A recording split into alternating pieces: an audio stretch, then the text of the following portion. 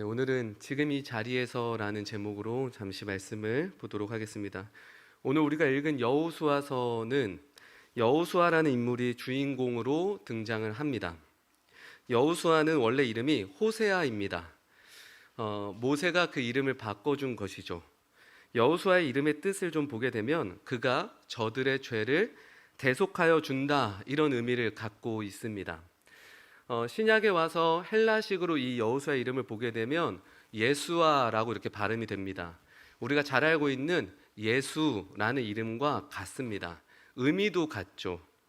그러면 여호수아라는 이 인물이 구약 성경 어디에서 제일 먼저 등장했을까? 우리는 이 생각을 먼저 해보려고 합니다. 우리가 오늘 읽은 본문 여호수아서에서 처음으로 등장하지 않았고, 여호수아는 출애굽기에서 본격적으로 그 모습을 우리가 볼 수 있는데, 출애굽기 17장을 보게 되면 그는 노예 생활을 했었던 사람 중 한 명이었습니다. 모세와 함께 이스라엘 백성들이 출애굽할 때 같이 출애굽했었던 그런 인물이죠. 그곳에서 출애굽할 때 그도 함께 나왔던 인물입니다. 우리는 그 당시의 배경을 조금 살펴볼 필요가 있습니다. 왜냐하면 그래야 오늘 본문의 여호수아 1장을 제대로 우리가 윤곽을 잡고 볼 수 있기 때문이죠. 이스라엘 백성의 역사를 잠시 한번 생각해 봅시다. 그들은 400년 동안 노예로서 생활을 했습니다. 노예로 생활을 했다, 400년 동안. 이게 무슨 의미가 있을까요? 기본적으로 400년이면 한 세대로 끝나지 않고 최소한 4세대까지는 노예 생활을 했다라는 것입니다. 그렇게 되면 그들은 매일같이 시키는 일만 했었을 것이고 목숨만 연명하는 그런 삶을 살았을 것입니다. 매일 중노동이 그들의 인생에 가득했고요, 학대를 당하는 일이 부지기수였습니다. 근데 이런 인생이 400년 동안 됐다고 보면 그들의 사고, 그들의 어떠한 문화, 그들의 인생에 관한 어떤 철학들이 어떻게 됐을까라고 우리는 짐작해 볼 수 있어요. 이 이스라엘 민족이 어떻게 시작했습니까? 하나님께서 세우고 인도했던 한 민족이었죠. 하지만 애굽에서의 400년 동안의 그 노예 생활은 그들을 완전히 망가뜨려 버렸어요. 이에 하나님께서는 모세를 통해서 그들을 출애굽시키셨죠. 그리고 출애굽 이후에 광야를 통해서 가나안 땅에 그들을 보냅니다. 그 사건까지가 이제 여호수아 전이죠. 그 과정에서 우리는 오늘 본문의 내용은 아니지만 중요한 한 사건을 좀 봐야 됩니다. 그 사건이 뭐냐면 출애굽기 17장 8절입니다. 우리 한 목소리로 읽도록 하겠습니다. 함께 읽겠습니다. 시작. 그때 아말렉이 와서 이스라엘과 르비딤에서 싸우니라. 여기서 그때라는 말이 있죠. 그때가 어떤 때냐면 홍해를 건넌 이후 대략 2개월 정도 됐을 때를 말합니다. 가나안으로 가려고 했는데 그 앞에 아말렉이라고 하는 어떤 한 민족이 그들 앞에 적으로서 서 있는 것이에요. 당시에 애굽은 쇠퇴하고 있었습니다. 그리고 강대국으로 올라오고 있었던 나라가 바로 이 본문에 나온 아말렉이라는 민족들이었어요. 그러니까 쉽게 말해서 아말렉은 상당한 힘을 가진 민족이에요. 그런 민족과 지금 이스라엘 백성이 출애굽한 지 얼마 안 돼서 맞닥뜨리게 된 것이죠. 그럼 이 전쟁을 해야 될까요? 말아야 될까요? 이 전쟁은 애초에 말이 되는 전쟁이 아니에요. 이스라엘 백성은 노예 생활을 했었고 어떤 군사 훈련을 받은 적도 없기 때문에 이건 싸워봤자 안 될 싸움이었어요. 그러나 놀랍게도 하나님은 모세에게 이 전쟁을 해라, 이렇게 명령을 하십니다. 이해가 되지 않죠? 이 싸움을 하나님은 왜 하라고 하셨을까요? 당시 모세의 나이를 우리가 생각해 보면 모세가 최소 80세였습니다. 80세. 이에 모세는 여호수아를 여기서 부릅니다. 여기서 등장하게 되죠. 네가 이 전쟁을 감당해라, 이렇게 명령을 해요. 그리고 모세는 산에 올라가서 손을 드는데 이 장면은 우리가 기도하는 것으로 생각하셔도 됩니다.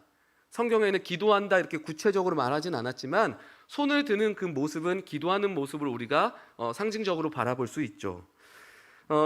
우리는 이 본문의 내용을 잘 알고 있어요. 뭐냐면 아주 놀라운 일이 벌어지는데 전쟁의 어떤 한 원리가 보여지기 시작해요. 우리가 일반적으로 알고 있는 전쟁의 상식과는 다르게 모세가 손을 들고 기도하면 전쟁에서 이스라엘 백성들이 이기게 됩니다. 그러다 보니까 사람들은 이 신비하잖아요, 약간. 그러니까 이 부분에서 이 장면에 초점을 맞춰요. 그러나 성경을 조금 더 세부적으로 들여다보면 뜻밖에도 이 사건은 여기에 초점이 맞춰져 있지 않습니다. 오히려 출애굽기 17장 13절 14절을 우리가 보면 성경은 어디에 초점을 더 맞추고 있는지 볼 수 있어요. 우리 한 목소리로 읽도록 하겠습니다. 시작. 여호수아가 칼날로 아말렉과 그 백성을 쳐서 무찌르니라. 여호와께서 모세에게 이르시되 이것을 책에 기록하여 기념하게 하고 여호수아의 귀에 외워 들리라. 내가 아말렉을 없이 하여 천하에서 기억도 못하게 하리라. 자, 책에 기록하여 기념하게 하라. 이 말이 무슨 말입니까? 이 일이 잊혀지지 않도록 하라, 이 뜻이에요. 거기에 더 구체적으로 더 명령이 나오는데 이것이 외워서 들리게 해라, 이런 명령이 나옵니다. 근데 누구한테 외워서 들리게 하라고 합니까? 누가 잊지 말라고요? 여호수아는 오늘의 이 전쟁을 절대 잊지 않도록 외우고 들리게 해라.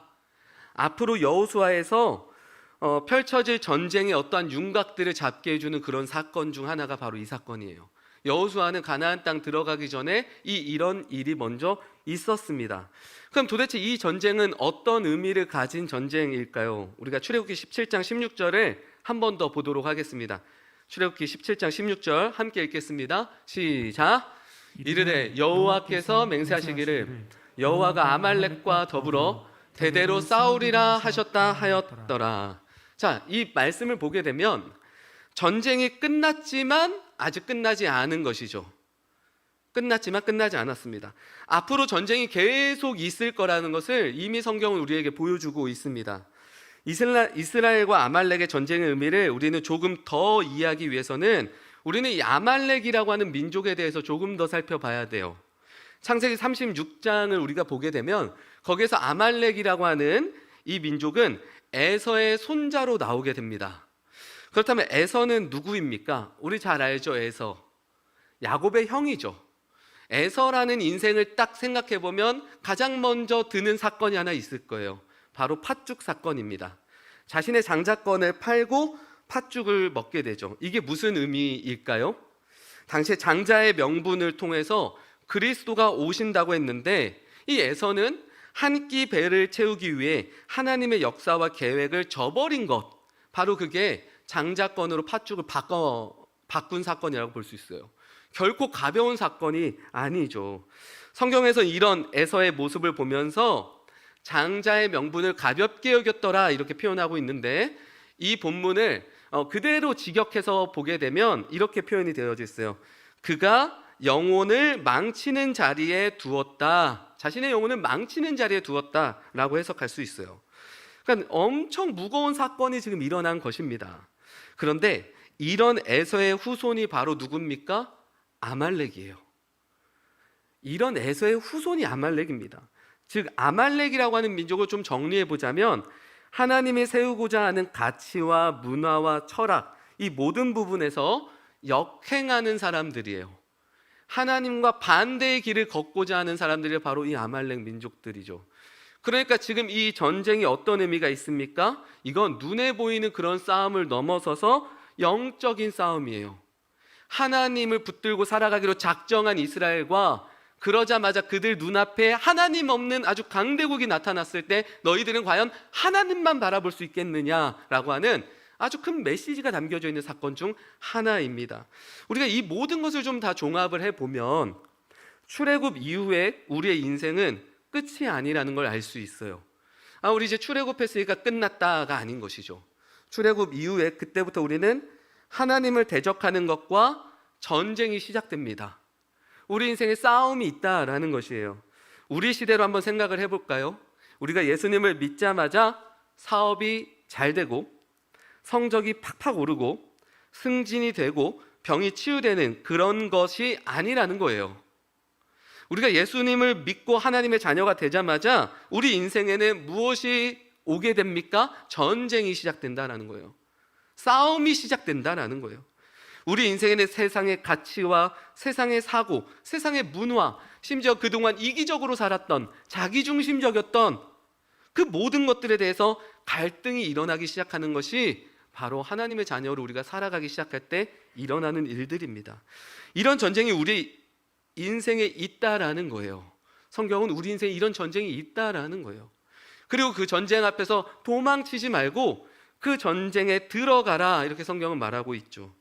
출애굽 이후에 이스라엘과 아말렉의 전쟁이 바로 그런 맥락입니다.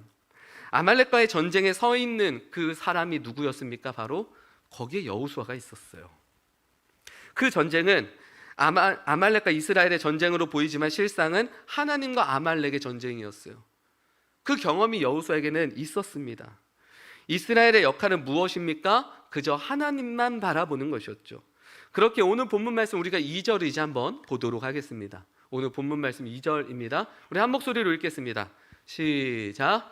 내 종 모세가 죽었으니 이제 너는 이 모든 백성과 더불어 일어나 이 요단을 건너 내가 그들 곧 이스라엘 자손에게 주는 그 땅으로 가라.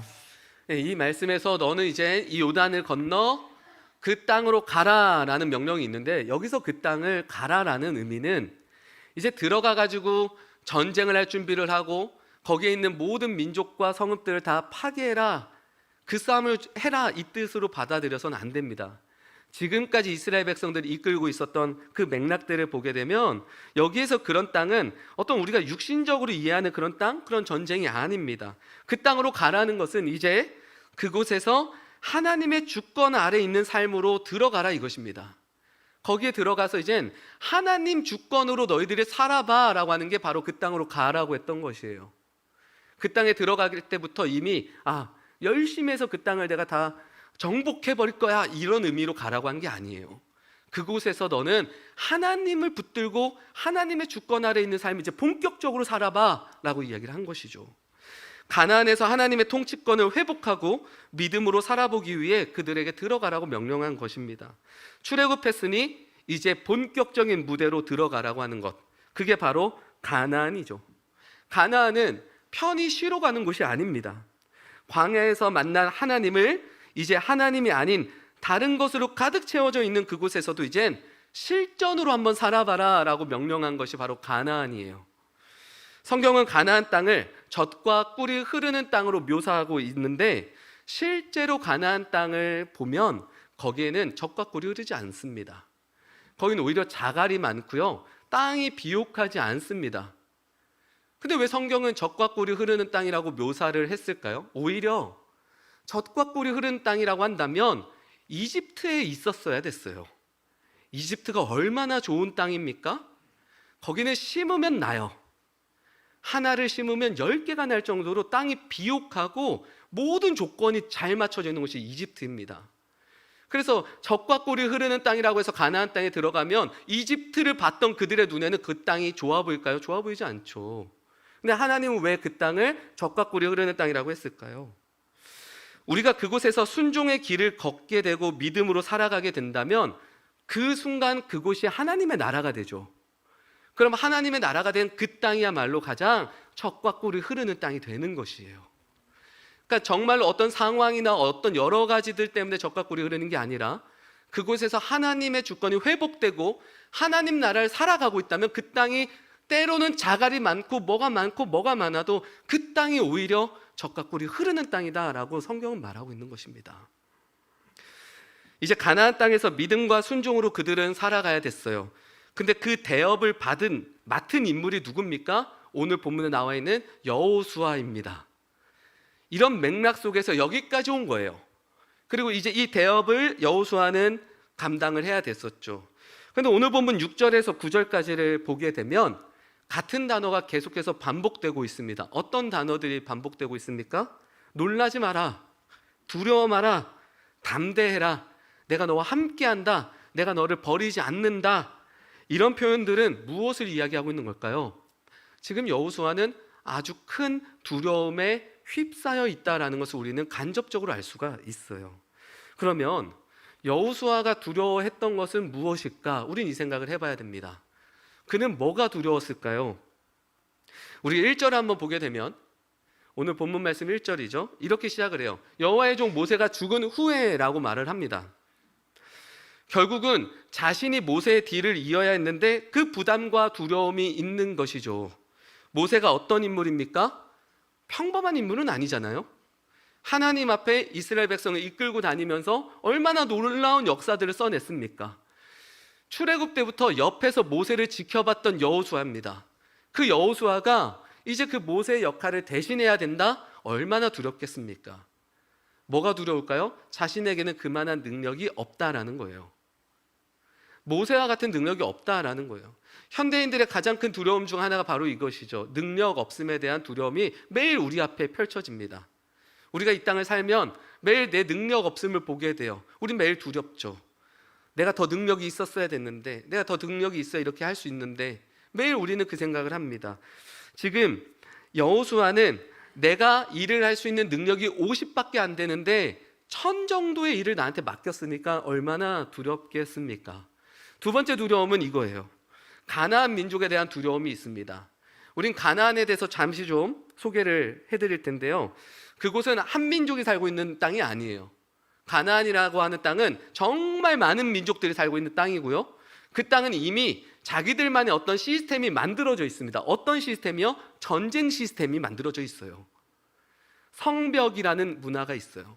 성벽을 쌓아놨기 때문에 누가 들어서 싸우려면 그 성벽에 있는 사람들과 전쟁을 해야 됐죠. 근데 아시겠지만 성벽에 있는 그 지역을 우리가 점령하려면 사람 수가 몇 배? 아니 몇십 배는 많아야 돼요.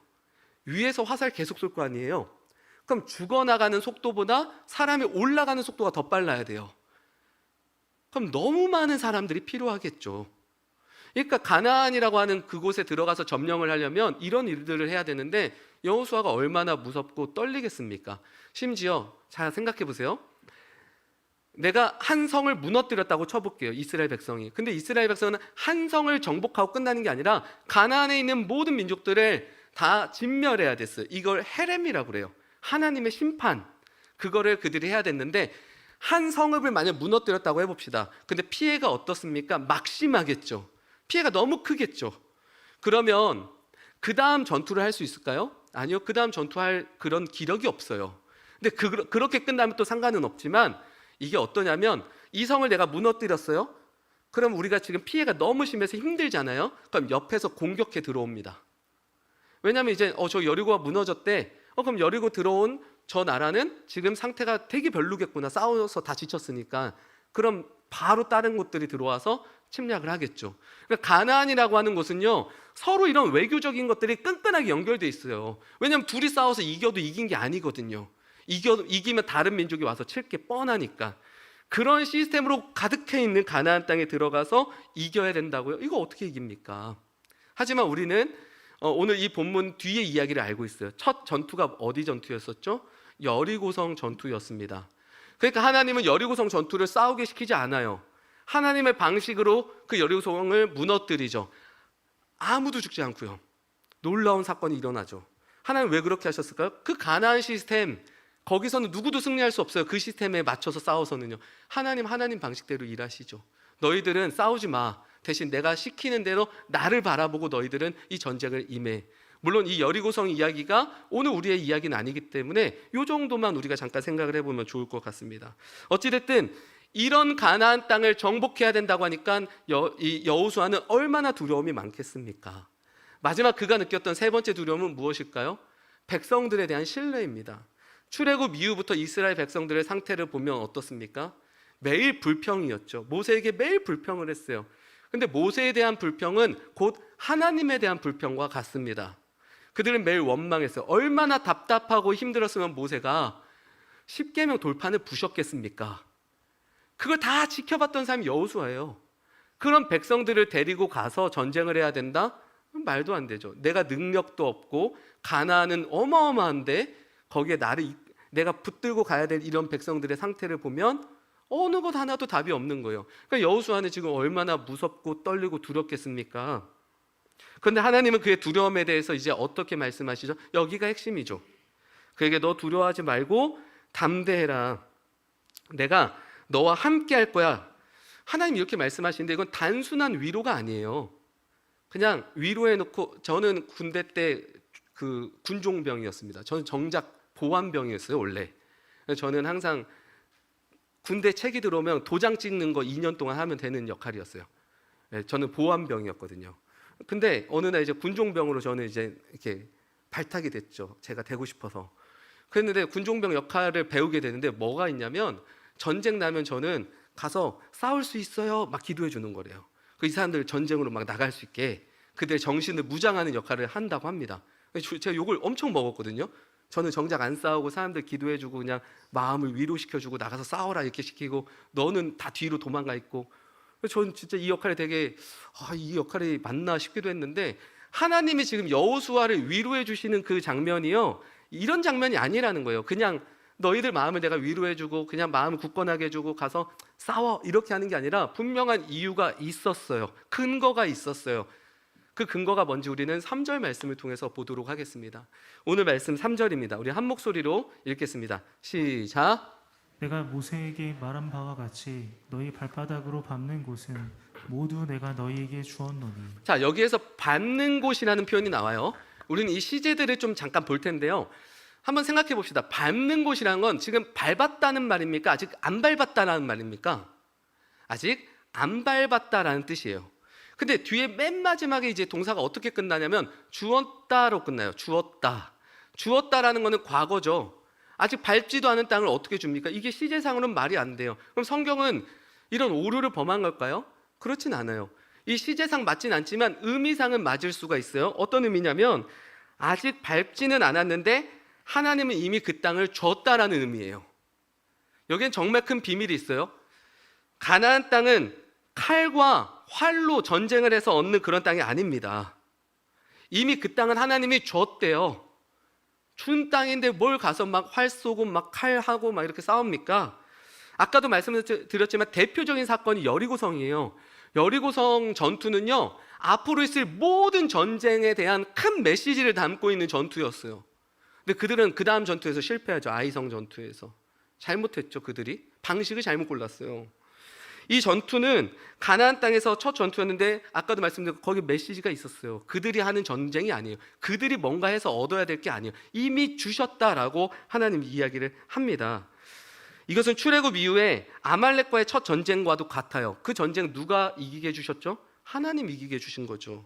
앞으로 모든 전쟁이 다 이와 같다라는 거예요. 그러니까 다시 말해서 가나안이라고 하는 땅은 그저 들어가서 밟기만 하면 되는 거예요.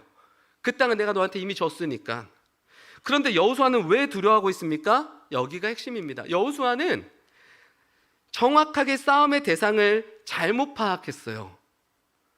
싸워야 될 대상을 잘못 파악했기 때문에 그에게는 두려움이 몰려올 수밖에 없었던 것이죠.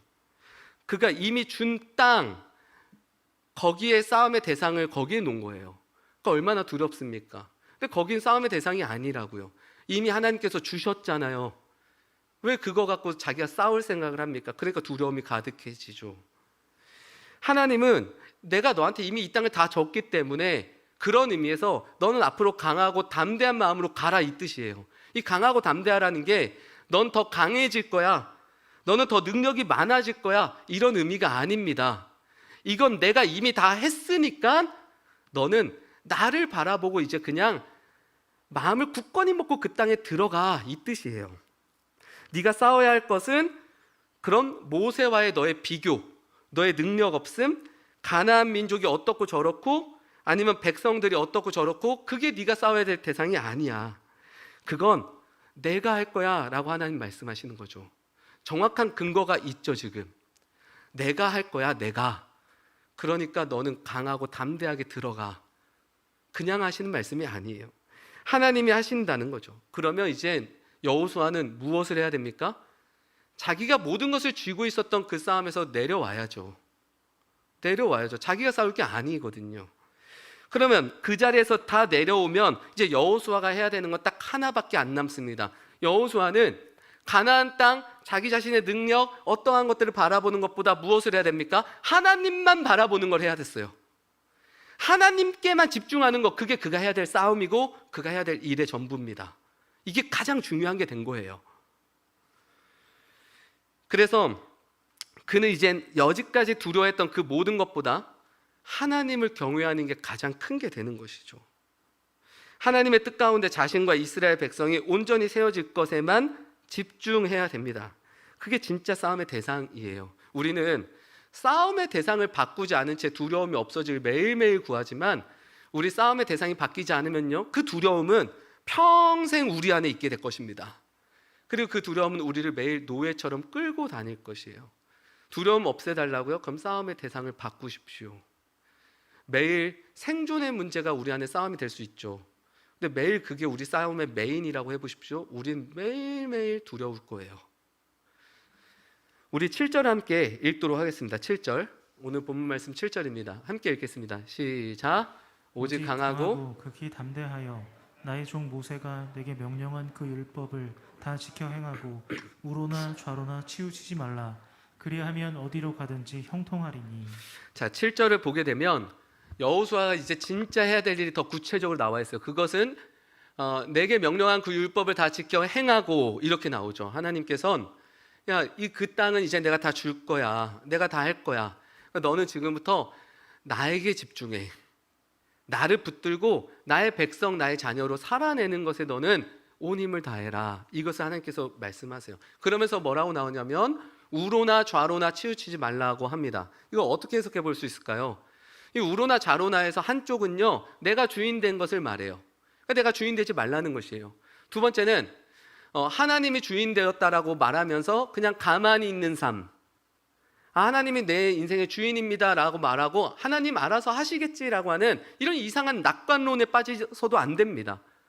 우리가 우로나 좌로나 치우치지 말라는 말의 뜻은 내가 주인 되지 않고 하나님이 내 인생의 주인이 되시지만 그 속에서 매일매일 내가 하나님 앞에 싸워야 될 것들이 있음을 알고 그것들을 온전히 싸워 나가는 것, 그것이 우로나 좌로나 치우치지 않는 거예요. 하나님 알아서 하시겠지 하고 난 누워있고 아무것도 생각 없고 계획 없어요. 이건 치우친 것입니다. 반대로 하나님보다 내가 모든 걸 다 손에 쥐고 내가 주인처럼 살아가고 한다. 이것도 치우친 것이에요. 그 균형이 우리 안에 필요합니다. 지금 7절에서는 그런 삶을 살아야 된다라고 말을 해요. 하나님 앞에 온전히 세워져서 그 싸움을 싸워간다면 이렇게 말해요. 너의 인생은 밟는 곳마다 어디든지 형통할 거야 라고 이야기를 합니다. 우리는 성경에서 말하는 형통에 대해서 좀 생각을 해봅시다. 형통이 무엇입니까? 형통하다. 성경에서는 형통을 말할 때 단 한 가지로만 말합니다. 그것은 자신의 순종과 믿음을 통해 하나님의 뜻과 계획이 이루어지는 것, 그것을 형통하다라고 그래요. 내가 하나님께 순종하고 내가 하나님을 믿고 나아갈 때 하나님의 뜻과 계획이 내 인생을 통해서 이루어지는 거예요. 그것이 형통이죠. 요셉의 인생이 그랬습니다. 하나님의 뜻과 계획이 내 인생을 통해 이루어지기를 소망하십시오. 그리고 그것을 다시 꿈꿀 수 있기를 바랍니다. 우리 인생은 눈에 보이는 싸움이 전부가 아닙니다. 눈에 보이지 않는 싸움, 이것이 진짜입니다. 요즘에는 저만 드는 생각과 느낌일지도 모르겠지만 저는 요즘 그래요. 믿는 사람들이 예전과 좀 많이 달라진 것 같다. 어떤 게 달라진 것 같냐면 예전에는 정말 하나님의 계획 아래 내 인생을 막 드리고자 막 우리가 외치고 또 어떻게든 해보려고 고민도 많이 하고 생각도 많이 하고 정말 그랬던 시절이, 뜨거웠던 시절이 있었어요. 그게 한 10년, 15년 전. 그게 가장 잘 보여지는 세대가 청소년들이거든요. 청소년 때는 진짜 막 꿈을 꾸고 어떻게 하면 내가 하나님의 영광을 보여주는 삶을 살아낼 수 있을까? 어떻게 하면 하나님의 계획 아래 내 인생을 드릴 수 있을까? 막 정말 10대들은 막 부르짖고 막 그것을 위해 막 가려고 하고 비전을 갖고 그랬는데 요즘은 사실 청소년들도 안 그래요. 요즘 청소년들은 예전과 같지 않습니다. 하나님이 내 인생에 어떤 계획들을 가지고 계실까? 하나님의 계획은 무엇일까? 그 계획에 나는 어떻게 걸어가야 될까? 내 인생을 어떻게 드릴 수 있을까? 이런 어떤 간절함과 그런 비전들이 요즘 잘 안 보이는 것 같고, 이 청소년들이 이렇다 보니 사실 20대, 30대, 40대, 50대로 올라가면 올라갈수록 요즘은 더 이런 모습들이 안 보여지는 것 같다라는 게 저의 어떤 개인적인 느낌인지 아니면 저희가 어떤 개인적인 어떤 생각인지 헷갈리는 때가 많아요. 저만 해도 그런 고민들이 많거든요. 하지만 다시 하나님의 뜻과 계획이 그곳에 내 인생이 있기를 꿈꾸시기를 바랍니다. 그리고 그것을 소망하시고 다시 그것을 회복하실 수 있기를 바랍니다. 그렇게 신앙생활 하시지 않았습니까? 그렇게? 근데 요즘은 너무 이게 사라지는 것 같아서 우리의 되게 아름다웠던 어떤 신앙의 모습들이었는데 참 좀 머리는 커져가는데 막상 이런 부분들에선 다 밑으로 내려가고 있다라는 것이 어떤 이 설교를 준비할 때 들었던 생각과 마음들, 요즘 저희가 가졌던 마음들이었어요. 오늘 말씀을 좀 정리를 해보려고 합니다. 지금 그 자리, 우리가 서 있는 자리가 다들 있으시죠? 그 자리에서 무슨 싸움을 하고 있습니까? 무슨 싸움을 그렇게 많이 하고 계십니까? 에베소서 6장 12절을 보게 되면 우리의 씨름은 혈과 육을 상대하는 것이 아니요 통치자들과 권세들과 이 어둠의 세상 주관자들과 하늘에 있는 악의 영들을 상대함이라. 성도 여러분, 이 말씀을 기억하기를 바랍니다. 눈에 보이는 싸움 그만 할 수 있기를 바랍니다. 우리가 진짜 이 땅을 살아가는 싸움은요, 눈에 보이지 않는 하나님의 없음 속에 하나님을 붙들고 살아내는 것에 있습니다. 우리의 진짜 싸움, 먹고 사는 문제, 내가 하고 있는 어떤 일들의 성공, 관계의 어떤 안정, 이런 것과 같은 눈에 보이는 것에 있지 않습니다. 물론 이 문제들이 우리 인생을 살아가면서 필연적으로 있을 수밖에 없어요. 왜 없겠습니까? 이 먹고 사는 문제가 어떻게 가볍겠어요? 이게 왜 안 중요하겠어요? 하지만 이 싸움만이 우리 인생의 전부가 아니라는 거예요. 적어도 우리는 우리의 싸움을 우리가 정해야 됩니다. 그게 그리스도인이에요. 이곳저곳에서 싸워야 된다라고 막 들이밀고 오는 거 싸우십시오. 하지만 내가 진짜 싸워야 되는 것이 무엇인지 그걸 정하셔야 돼요. 그리고 그 싸움이 우리에게 가장 중요한 싸움이 돼야 돼요. 그러니까 먹고 사는 거, 일하시는 거 열심히 다 하십시오. 열심히 싸우세요. 청소년부 학생들에게 그런 얘기합니다. 니네 열심히 좀 살아라. 적어도 최선을 좀 다하고 공부도 하고, 공부가 아닌 다른 여러 가지 목표가 있다면 그 목표를 해서 게으르지 말고 최선을 좀 다해라. 그런 싸움도 좀 열심히 해라. 그럼 이런 싸움도 열심히 해야 됩니다. 하지만 진짜 내 인생 딱 한 번 맡아서 살고 갔을 때 나는 이것 갖고 싸웠다 하는 그 메인 싸움이 뭡니까? 매일 쪼들리죠, 우리는. 그거 맨날 생각하고 끝까지 살다 가시겠습니까? 그 생각하고 그 싸움 할 수 있어요. 근데 그 싸움 하면서도 정말 중요한 싸움을 해나갈 수 있다는 거예요. 저는 이걸 하지 말라는 뜻이 아니에요. 전 누구보다 이 싸움 열심히 싸워가고 있습니다. 생계 엄청 열심히 싸워요. 관계 엄청 열심히 싸워요. 저 하고 있는 일, 저 성공하고 싶어 엄청 열심히 합니다. 근데 문득 들더라고요. 내 인생의 진짜 싸움이 뭘까? 매 순간마다 우리에게 이 싸움은 걸어 들어오게 될 겁니다. 너의 인생의 진짜 주인이 누구야?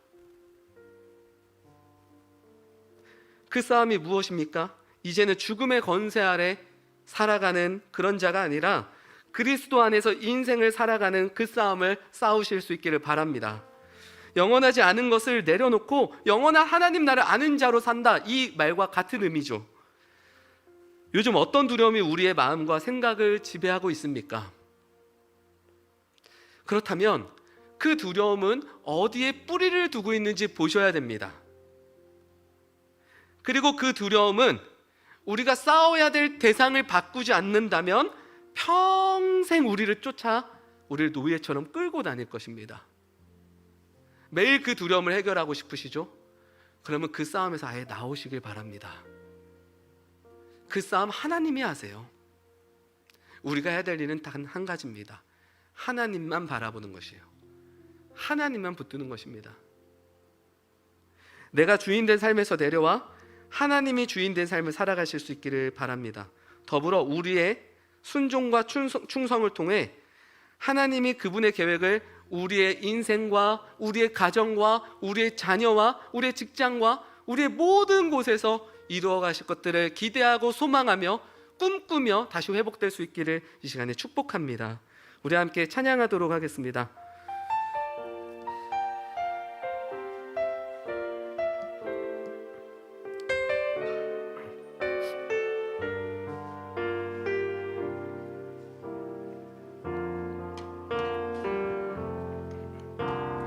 둘러봐도 보이지 않고 막혀버린 삶의 현실들, 가슴 속에 시린 눈물과 두려움에 지쳐버린 내 삶, 아픔 속에 서 있는 내게 안타까워 손 내미시네. 눈을 드니 주님 계시네.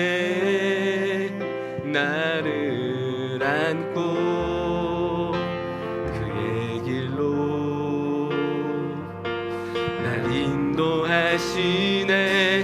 지금 이 자리에서 주를 바라보며, 지금 이 자리에서 주가 영광 받으시도록 주께 순복하리라.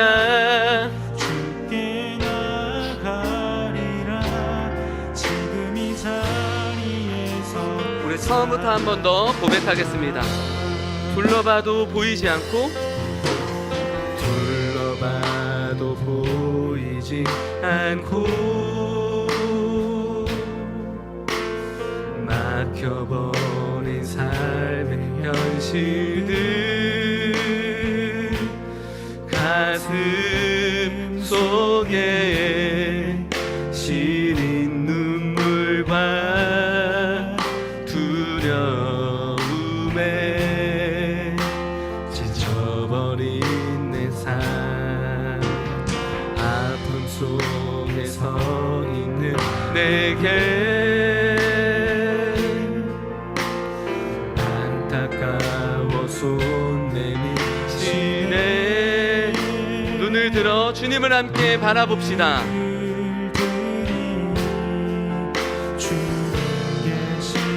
주님께서 우리로 하여금 그의 길로 인도하실 것을 우리 믿음으로 바라봅시다. 그의 길로 날 인도하시네. 지금 이 자리에서 주를 바라보며, 지금 이 자리에서 주가 영광 받으시도록 주께 순복하리라. 주께 나가리라. 지금 이 자리에서 우리 계속해서 고백합시다. 지금 이 자리에서 주를 바라보며, 이것만이 우리가 해야 될 일입니다.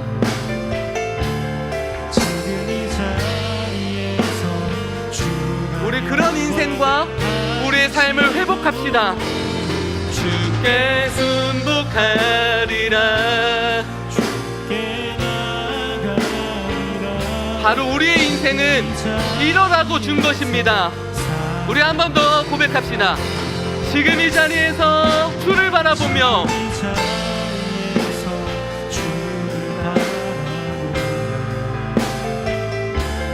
지금 이 자리에서 주가 영광 받으시도록 주께 순복하리라. 주께 나가리라. 지금 이 자리에서 살아가리라. 우리가 한 번 더 할까요? 지금 이 자리에서 주를 바라보며, 지금 이 자리에서 주가 영광 받으시도록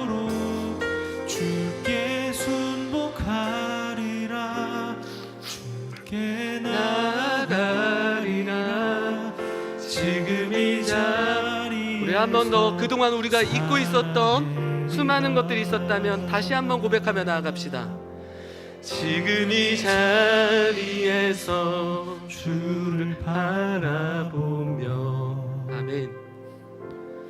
지금 이 자리에서 주가 영광 받으시도록 주께 순복하리라 주께 나가리라 지금 이 자리에서 살아내리라. 제가 기도하도록 하겠습니다. 살아계신 하나님, 우리의 모든 상황에서 하나님께만 집중하기를 원합니다. 그동안 우리의 시선이 하나님보다 다른 것에 머물렀기에 수많은 두려움이 우리에게 있었습니다. 이제는 그 싸움의 대상을 바꾸게 하나님 오늘 우리를 인도하여 주옵소서. 우리가 매일 그것 가지고 싸우게 될 때 우리는 그 어느 곳에서도 진정한 승리를 맛볼 수 없습니다. 매일 두려움이 우리를 찾아와 그 두려움에 휩싸인 삶을 우리는 살아갈 뿐입니다. 이젠 내가 주인 되어 살아갔던, 내가 주인 되어 싸우고자 했던 그 모든 것들을 이젠 내려놓고 우리가 오직 해야 될 일은 하나님을 의지하고 하나님을 신뢰하고 하나님께서 오늘 우리에게 요구하시는 것이 무엇인지 보고 그 앞에 순종하며 충성되게 살아가는 것임을 기억하게 하여 주시옵소서. 여호수아의 그 두려움 앞에서 그 일은 내가 다 할 테니 너는 이제 강하고 담대하게 나를 바라보고 온전히 그 땅 가운데 들어가라고 말씀하신 주님, 앞으로 한 주간의 우리의 삶 속에서 하나님 없는 수많은 그곳에 하나님을 붙들고 하나님의 자녀로 백성으로 살아갈 수 있는 하나님 담대함과 힘과 능력을 우리 가운데 허락하여 주옵소서. 그렇게 다짐하고 그렇게 결단할 때 하나님 우리의 삶을 통해서 하나님의 영광이 보여지게 하여 주옵소서. 그동안 너무나 많은 것들을 잊어버리고 눈앞에 있는 것들을 바라보고 그것들을 쫓으며 살았던 우리의 인생을 이제 멈추게 하시고 우리 안에 있는 진정한 싸움이 무엇인지 알게 하시고 그 싸움 가운데 걸어나가기 시작할 때 그 땅이 곧 젖과 꿀이 흐르는 땅이 되는 것을 보게 하여 주시옵소서. 그 땅 가운데 하나님만이 우리 안에 채우실 수 있는 놀라운 샬롬을 하나님 보게 하여 주시옵소서. 그런 우리의 인생 되게 주께서 이끄시고 역사하실 줄 믿으며 살아계신 우리 주 예수 그리스도의 이름으로 기도합니다. 아멘. 이제는 우리 주 예수 그리스도의 은혜와 하나님의 무한하신 사랑과 성령님의 교통이 인자하심이 모든 자리에서 하나님을 붙드는 그 싸움만을 싸우며 살아가게 될 입장제일교회 모든 성도들과 그들의 가정과 그들의 직장과 또한 이 시간 예배드리고 있는 모든 예배자들과 이 나라와 이 민족 위에 이제로부터 영원까지 함께 있을지어다. 아멘.